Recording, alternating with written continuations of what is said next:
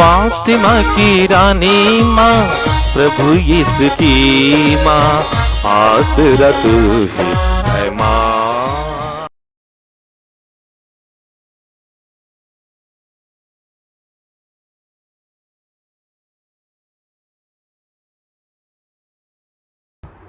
पहला पाठ थेसलुनीकियों के नाम संत पौलुस का दूसरा पत्र, अध्याय 3, पद संख्याएं 6 से 10, 16 से 18 तक। भाइयों, हम आपको प्रभु यीशु मसीह के नाम पर आदेश देते हैं कि आप उन भाइयों से अलग रहें जो काम नहीं करते और उस परंपरा के अनुसार नहीं चलते जो आप लोगों को मुझसे प्राप्त हुई है। आप लोगों को मेरा अनुसरण करना चाहिए। आप यह स्वयं जानते हैं। आपके बीच रहते समय हम अकर्मण्य नहीं थे। हमने किसी के यहाँ मुफ्त में रोटी नहीं खाई, बल्कि हम बड़े परिश्रम से दिन रात काम करते रहें ताकि आप लोगों में से किसी के लिए भार न बन जाए। हमें इसका अधिकार नहीं था, ऐसी बात नहीं है, किंतु हम आपके सामने एक आदर्श रखना चाहते थे जिसका आप अनुसरण कर सके। आपके बीच रहते समय हमने आपको यह नियम दिया, जो काम करना नहीं चाहता उसे भोजन नहीं दिया जाए। शांति का प्रभु स्वयं आप लोगों को हर समय और हर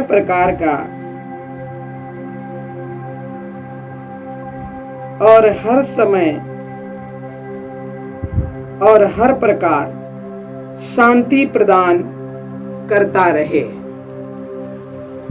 प्रभु आप सबों के साथ हो। मैं पौलुस अपने हाथ से यह नमस्कार लिख देता हूँ। यह मेरे सब पत्रों की पहचान है।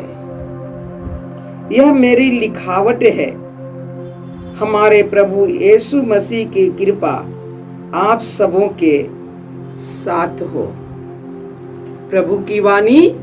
ईश्वर को धन्यवाद। भजन अनुवाक्य।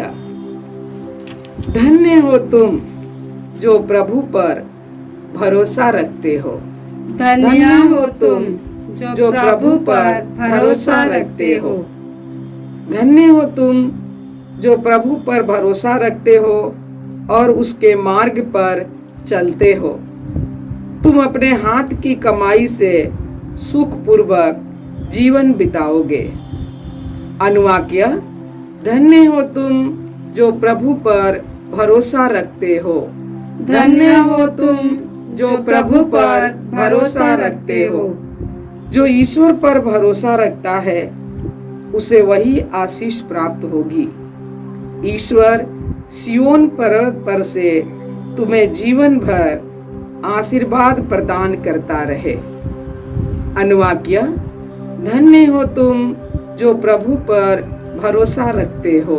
धन्य हो तुम जो प्रभु पर भरोसा रखते हो।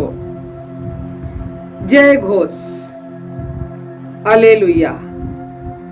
जो मसीह की आज्ञाओं का पालन करता है, ईश्वर का प्रेम उसमें परिपूर्णता तक पहुंचता है। हालेलुया।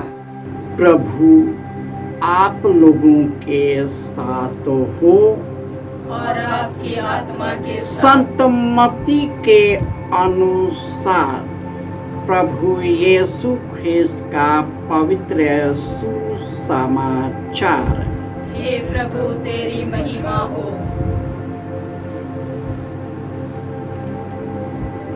अध्याय 23 पद संख्याएं 27 से 32।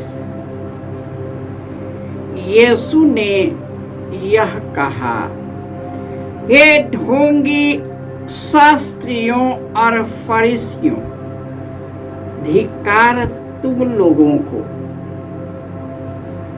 तुम पुती हुई कब्रों के सदृश हो, जो बाहर से तो सुंदर दिख पड़ती है, किंतु भीतर से मुर्दों की हड्डियों और हर तरह की गंदगी से भरी हुई है। इसी तरह तुम भी बाहर से लोगों को धर्मी दिख पड़ते हो, किंतु भीतर से पाखंड और अधर्म से भरे हुए हो। ए ढोंगी शास्त्री और फरीसियों, धिक्कार तुम लोगों को, तुम नबियों के मकबरे बनवाकर और धर्मात्माओं के स्मारक संवार कर कहते हो, यदि हम अपने पुरखों के समय जीवित होते तो हम नबियों की हत्या करने में उसका साथ नहीं देते। इस तरह तुम लोग अपने विरुद्ध यह गवाही देते हो कि तुम नबियों के हत्यारों की संतान हो, तो अपने पुरखों की कसर पूरी कर लो। यह प्रभु का सुसमाचार है। हे क्रिस्त तेरी स्तुति हो।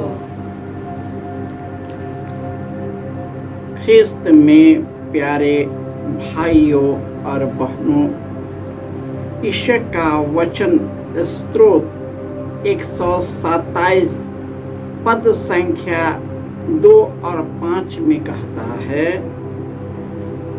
धन्य है वे जो प्रभु पर भरोसा रखते हैं, उसके मार्ग पर चलते हैं।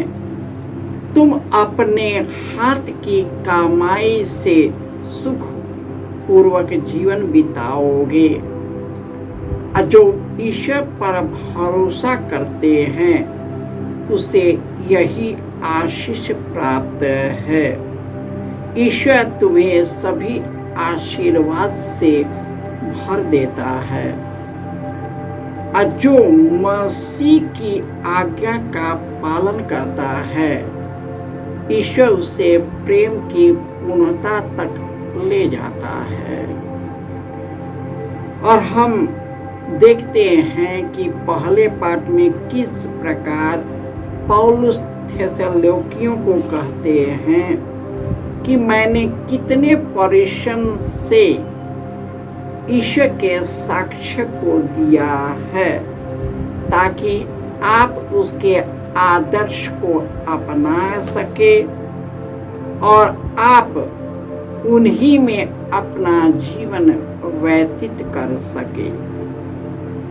परंतु संहिता और मूसा पर के गद्दी पर बैठे साथी और फरीसियों को यीशु धिक्कारते हैं।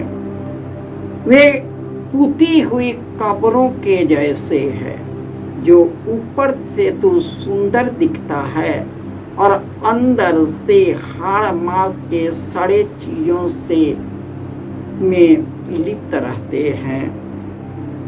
वे पाखंडी हैं और कई प्रकार के अधर्म से भरे हुए हैं।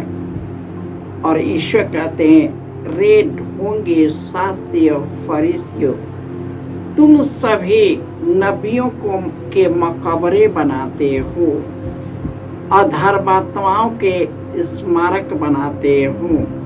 तुम्हारे पुरखों ने उसे जीवित ही उसे मार डाला, और तुम इसका भी गवाही देते हो कि तुम नबियों के हत्यारों के संतान हो। हमारी गलत जो परंपराएं आती हैं, वह यदि जीवन का भाग बन जाए तो खतरनाक है। कभी कभी गलत परंपराएं मनुष्य को दानव बना देता है और पाखंड और कई प्रकार के कुकर्म धर्म के आड़ में आकर के अपने कुकर्मों को ढाक लेते हैं। कई पुजारी हैं जो लोगों के जिंदगी से खिलवाड़ करते हैं, उनको ईश्वर से भटकाते हैं और कई प्रकार के कुकर्मों में ले जाते हैं। वह अपना स्वार्थ खोजते हैं। यही कहते हैं, यही प्रभु यीशु इनके लिए कहते हैं, जो मुझे प्रभु प्रभु कहकर पुकारता है वे सब के सब स्वर्ग राज्य में प्रवेश नहीं करेंगे। जो मेरे स्वर्गीय पिता की इच्छा पूरी करता है वही स्वर्ग राज्य में प्रवेश करेगा। ईश्वर का एक ही निर्णय है कि उनके भेजे हुए पुत्र परम पावन यीशु में विश्वास करे और उन्हीं के जैसे पवित्र जीवन जिए,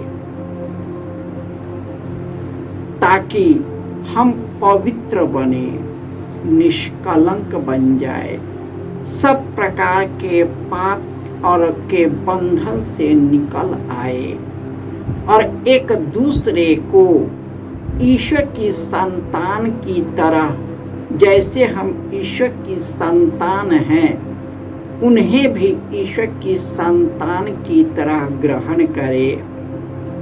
सबका जीवन अल्प आयु है, सब जन्म लेंगे और सब मरेंगे, लेकिन हम ऐसे जीने लगते हैं मानो कभी हम मरेंगे नहीं।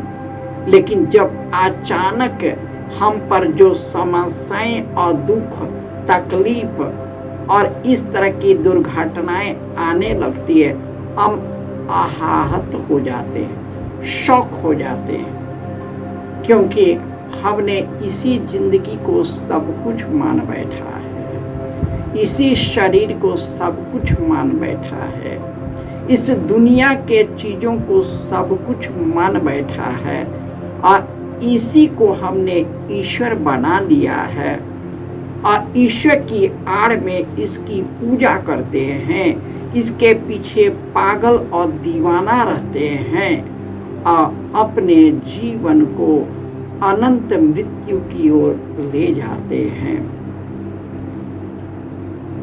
प्रभु हमें भी फटकारता है जब हम धर्म की आड़ में अधर्म करते हैं,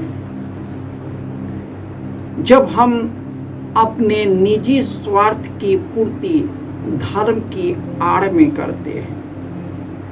ऐसे कई लोग हैं जो धर्म का पत्ता लेकर अपने स्वार्थ की पूर्ति करते हैं, लोगों को भड़काते हैं, लोगों को विभाजित करते हैं, लोगों की जिंदगी नारकीय बना देते हैं और लोगों को अनंत जीवन से भटका देते हैं। आज यीशु अपनी चेतावनी के द्वारा हमें भी चेतावनी देता है कि हम सभी उनकी ओर उन्मुख होकर अनंत जीवन में प्रवेश कर सके।